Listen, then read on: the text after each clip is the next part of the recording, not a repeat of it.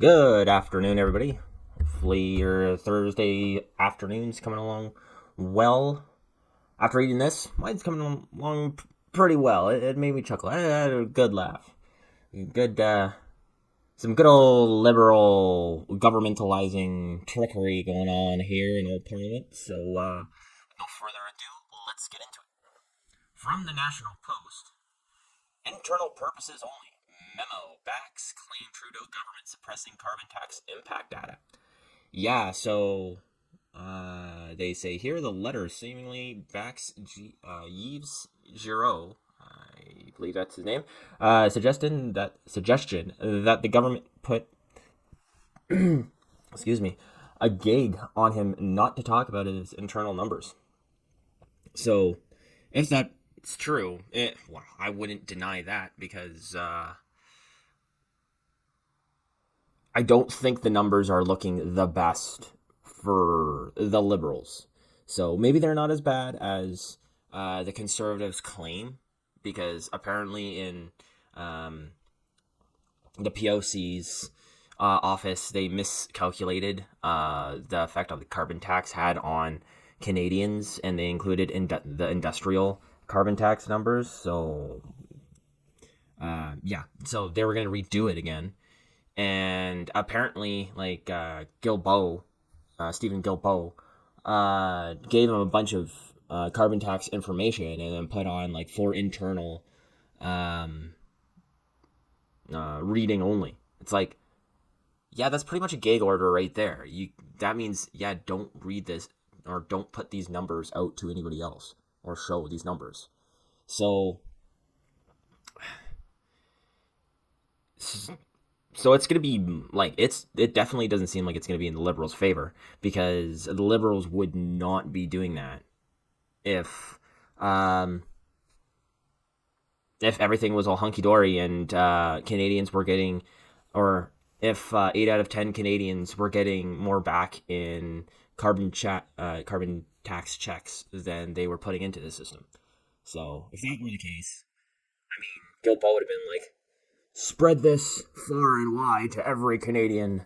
Spread it so they know that we were correct. Anyways, that's enough of my ranting. Let's see what actually happened. So, Ottawa. Environment Minister Stephen Guilbeault's office sent extensive amounts of data about the federal carbon tax. I'm not calling it the federal carbon pricings. It's a tax. It's a tax, people.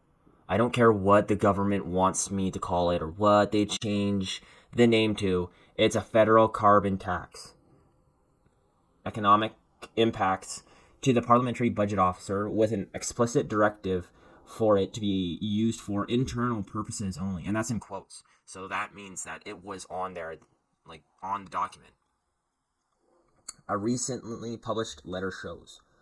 The letter would seem to explain Budget Officer Yves Giraud's comments, confirming that he was under a gag order to not discuss the data. So yeah, and this comes after the fact of the Conservatives questioning him about the effects of the carbon tax on Canadians. So they say the parliamentary budget officers said that it would update reports in the fall. This is what we said about the error they made.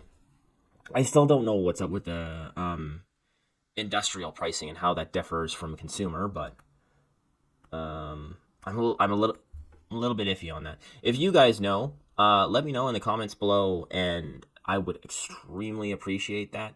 And also, while you're doing that, if you can hit that subscribe button, it would be totally sweet as well. Let's continue. So it says, Tremblay attached to the Excel spreadsheet containing the impact of carbon tax on national and provincial gross domestic product, as well as its economic impacts in each province and territory, and for Canada as a whole for the period of 2022 to 2030. Yeah, that would be helpful to know and for you to publish, so the Conservatives can grill the Liberals on how bad this plan is, and so the citizens of Canada can feel eternal sadness of how much they are paying. Actually, it would be nice to know how much we're getting back for how much we put in. but it would really not incite the goodwill of Canadians. Um, they say the data department is providing contains unpublished information. As such, I request you to ensure that this information is used for your office's internal purposes only and is not published or further distributed. Reads the letter. So pretty much what Guilbeault's saying there is like, yeah, don't publish these numbers because we haven't told the public yet. Knowing this Liberal government, they'll never tell the public. They'll be like, yeah, remember, guys, 8 out of 10 Canadians are better off with higher taxes. So I want to scroll down to here with another thing that the Liberals are coming out with, which is like this is their comeback to the numbers that the parliamentary budget officer is saying. This is what the Liberals thinks wrong with his analysis. So the Liberals have complained that the PBO's analysis fails to include the economic impacts of climate change. Okay, so how do you know what's happening is due to climate change? Like, numbers wise. There's been droughts in the past.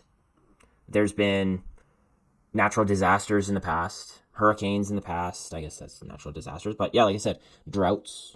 There's been famines in the past. Like, well, before the Industrial Revolution and before all this carbon or global warming stuff came out, right? So I remember when I was young, there was like summers where with plus 40 droughts. So how do you quantify that in a bill to say that, okay, well, droughts in the past droughts in the past cost Canadians this much, and that was before global warming. But after global warming, droughts cost Canadians this much. Like, how do you? And I'm just using droughts as my main thing about climate change, because I'm like heating up the planet, droughts, yada yada yada. So yeah, you can't really put that into math. You can anticipate you can guesstimate the numbers. You can try to use some sort of sense and come up with some random number. Sure, do it the Liberal way and just be like, oh, it's billions. I don't really know how billions, but I'm sure. Like, most likely, I don't know if this is how the Liberals do it, but like, I'm assuming how they get their numbers is if there's like a drought or a hurricane. Right now, if there's like a forest fire, they take the numbers or the cost of that forest fire, and they're like, okay, so this forest fire cost Canadians $1 million. Climate change is costing Canadians $1 million a forest fire. Right? That's like how the Liberal government does their numbers, which then you have to sit them down like children, and you have to be like, hey, Guilbeault, that's not. There was wildfires in the past, and it. Shh. Don't worry. Stop crying. We don't know if this is because of human interference in the forest or if it's actual climate change, and we can't quantify that. And that's what we need to put these numbers into I guess what he's doing here is in the report. But they don't grasp that concept that there was natural disasters in the past. So I don't know. They either don't grasp that concept or they just ignore it. I think actually they just ignore it, to be completely honest. But Guilbeault, I think he just doesn't understand that, like, before he was born, that there was wildfires and droughts and all that other stuff. It's a modern thing. In a statement, Guilbeault. Oh, did I miss something here? Yeah. They said Tremblay's letter seems to back Guilbeault's recent comments at the House of Commons Finance Committee that he and his staff have been the government's data, or sorry, have seen the government's data on the economic impacts, but we've been told explicitly not to disclose and reference it. So that's a very specific sentence right there. He said he's been told explicitly not to disclose it. Giro said that it was his understanding that the government put a gig on him to not talk about the internal numbers in response to a question by Conservative MP Marty Morantz. Guilbeault said that it was outrageous and a desperate attempt to deflect from the fact that they have been basing their communications over the past year on a faulty report. Yeah, but that's not the Conservatives' fault. That's the PBO's, Parliamentary Budget Officer's fault. Try again, Guilbeault. Swing and a miss. Plus, the Liberals have been using faulty information about the carbon tax since 2017? Maybe? I think it was 2017 that the carbon tax came in. 2016 or 2017, I can't remember when the carbon tax came in. Guilbeault says, if these were secret documents, why would we have provided them to the Independent Economic Costing Officer so that he can publicize a report on them? That makes no sense. What you're saying doesn't make sense. A, the Independent Economic Costing Officer, I assume, has like top secret security clearance. I assume, or at least secret. And if you're asking, sure, he's going to publicize a report, but it's like redacting something. So you're asking him not to publicize certain information in the information you gave him. So he won't be putting that in his report in specifics.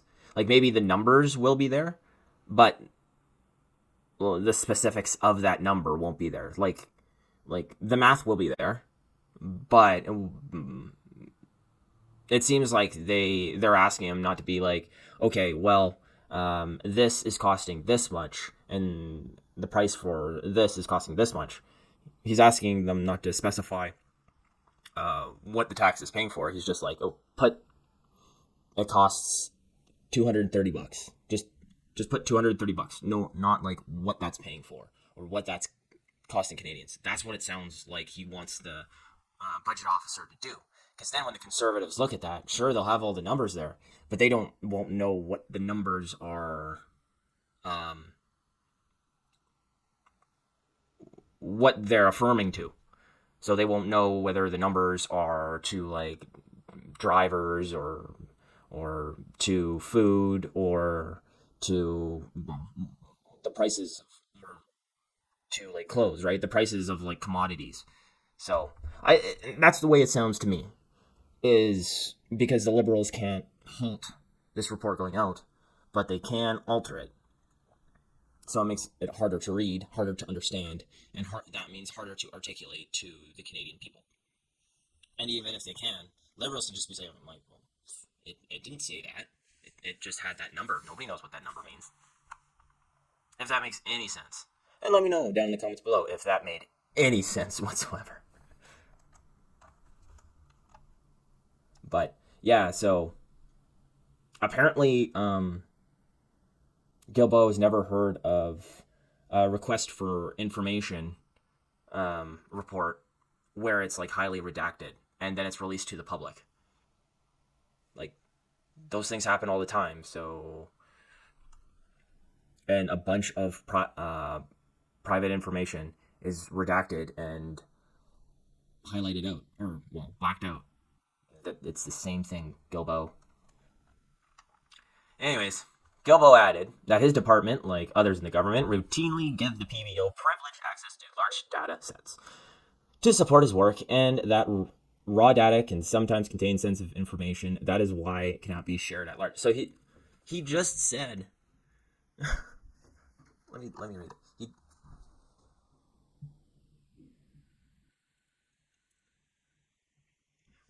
He just said it makes no sense.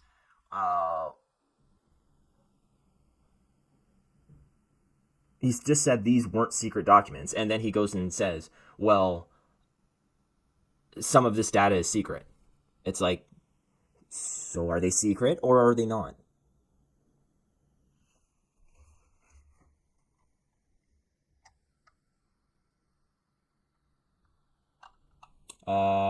He continues. The fact remains that the PBO overestimated the impacts of consumer carbon price on the Canadian economy and fails to account for the cost of climate change. We already went over there. Yeah, I don't. I There's no way you can account.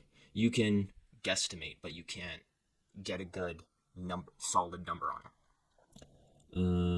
In its updated analysis in the fall, but has already said that he does not expect the conclusions to be vast. I apologize. I apologize for that. So yeah, Gilbo says that climate change, the effects of climate change, is costing Canadians billions annually. I don't think so. To be completely honest, I honestly do not think so. I think he's just pulling that number out of his ass. The PBO will be incorporating the government's data on the economic impacts of the carbon tax. There we go. National Post finally called it what it is. And its updated analysis in the fall, but has already said that he does not expect the conclusions to be vastly different from his previous reports. Well, okay, then, there you go. So, conservatives just keep on saying your same points because apparently they're not going to be vastly different. And hey, this just means we can set our expectations low. Whoop-dee-doo. Anywho, that's all I got for you this afternoon. Hopefully you have a wonderful rest of your Thursday. I'll be back around 5:30 with another video. And if you like this kind of stuff, if you would subscribe, that would be awesome. And comment down below. Remember, this is Imperfect Politics, where politics is imperfect, and I am definitely so. So tell me how imperfect I am down in the comments. And have a good day.